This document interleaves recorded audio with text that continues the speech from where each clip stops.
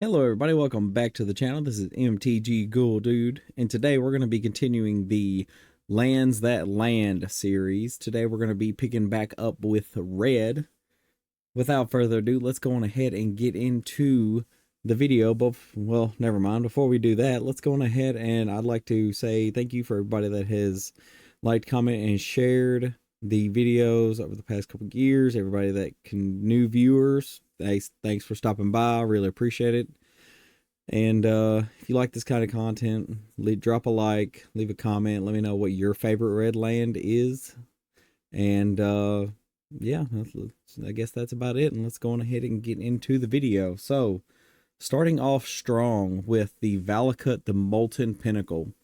I feel like this is a red land that does not see enough play in decks that just revolve around mono red. It may be specifically because of its irregular price tag for a Zendikar land, because most of your Zendikar lands aren't that expensive. Some of them do command a higher end price tag, but this one I don't feel like it should because it does one thing and that's about it. But don't let it fool you, because a lightning bolt for every mountain. If you can find a way to, like, if you're playing in like green and red, this is like Scapeshift fodder number one.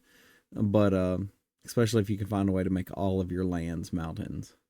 You just get all your lands out and just go ham. But anyways, Valakut the Molten Pinnacle is a land from the Zendikar, the original Zendikar block. It enters the battlefield tapped, which for most of these, that's fine. Whenever a mountain enters under the battlefield under your control, if you control at least 5 other mountains, you may have Valakut the Molten Pinnacle itself deal 3 damage to target creature or player. So it's a lightning bolt for whoever wants them. But it does have the ability to tap for red, so that's why it did land on this list very highly. Moving on down to the Mines of Moria. This is a legendary land from the Lord of the Rings set. It enters the battlefield tapped unless you control a legendary creature, which, if it's later on in the game, it's got a 90% chance for it to be to come in untapped. But if not, if it's early in the game, it's turn 1-2, unless you got a real low cost commander, this is coming in tapped, unfortunately. It still taps for red, and it does have the unique ability to tap 3 in a red and tap it to exile 3 cards from your graveyard and create 2 treasure tokens. Now, that might not seem like a very, worthwhile ability, but you got to think.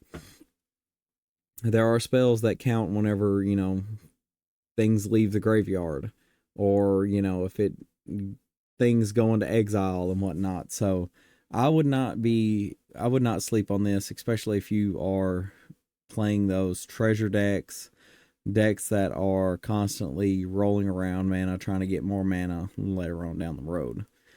Or if you're just looking to, have multiple different colors of mana, this could help get you to those 3 different color spells a little bit easier. And now, probably one of my favorite ones on this list. And when I originally went to look up the red lands for this list, I could not find Arena of Glory anywhere, even though it was the first one that I figured would be like number 1 or close. It'd be in the top 10 of the lands, but it was not. It's actually shocked me. But it does enter tapped unless you control a mountain, which if you're playing mono red, fairly easy to do. If you're playing any other red X combination, you just need to make sure you get a shock or something down, or some kind of land that has dual typings with a mountain on it. It does tap for red, but you can tap it for a red, tap a red and tap it and exert it. This is something that I thought was great and very important information. It adds 2 red. Cool, just 2 red mana, any red mana. If that mana is spent on a creature spell, it gains haste until end of turn.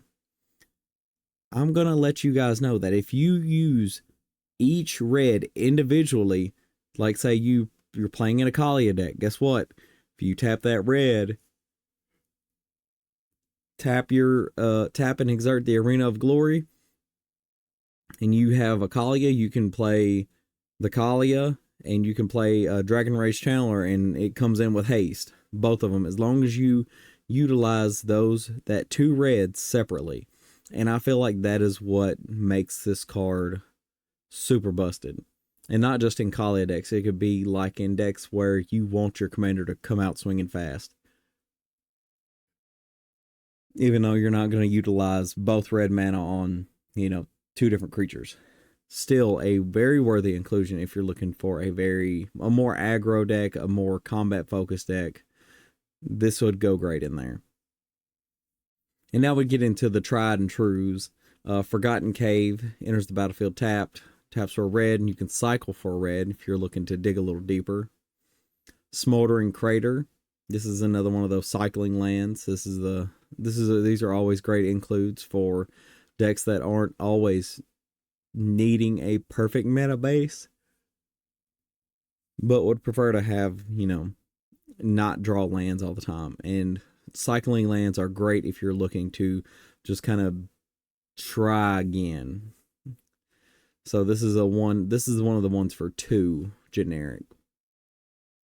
And then we get to our sacrifice lands, and this one is really unique to me because I didn't see it till now, but this is the Dwarven Ruins, all the way back from, this is a long, long time ago.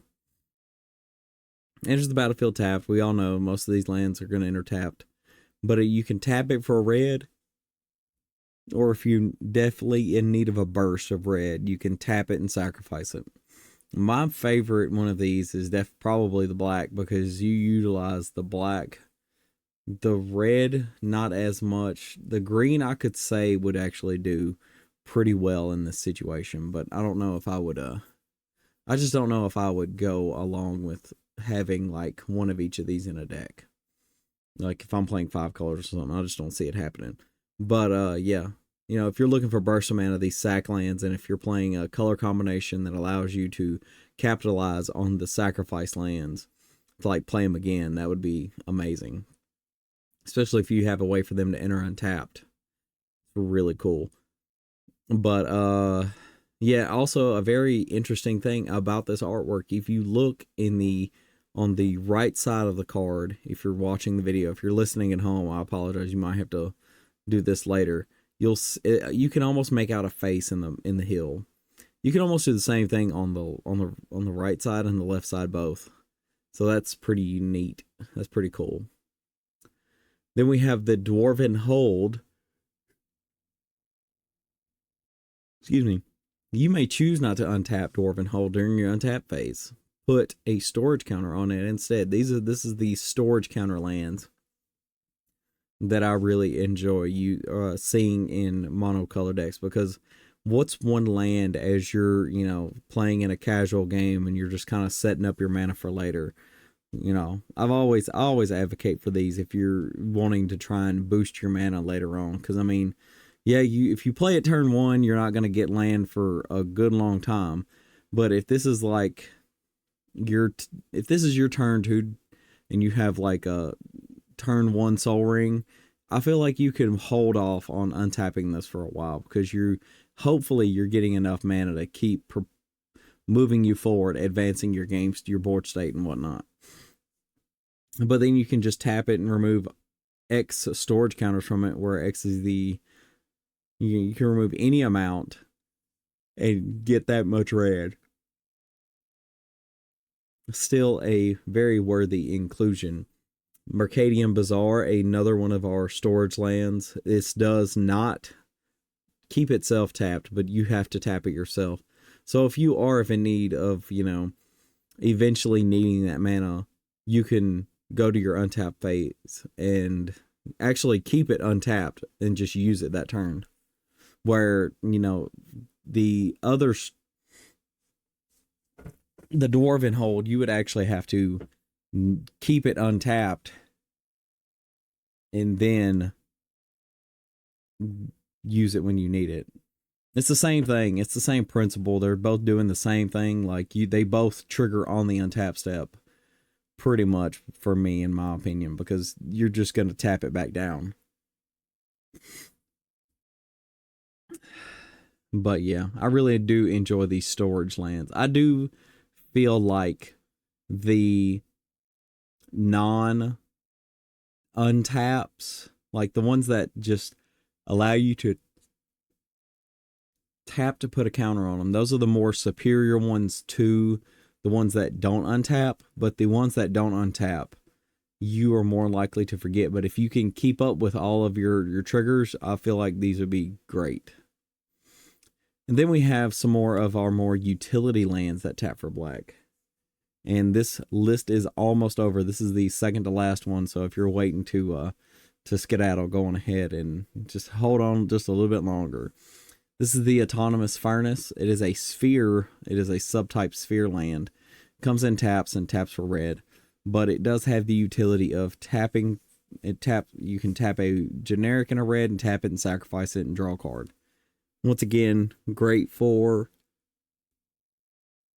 landfall decks that are wanting to make more than one land a turn, but you want to be able to play it from the graveyard. This gives you card advantage and it gives you a extra land drop. There's not much else you can say about this. So this is our last card, and I almost saved it for last because this is a land you don't see very often. This is Flamekin Village. As it enters the battlefield, you may reveal an elemental card from your hand. If you don't enter the battlefield tapped, it's fine. Turn 1, tapped land, cool. We've all done it before. Where this differs is this is almost a second Arena of Glory effect. So pretty much just, if you're paying for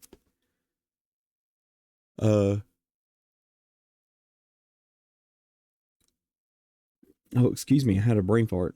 If you're paying for Kaalia and you want to swing with her this turn, well, I mean, you got to wait an extra one. So that's like what?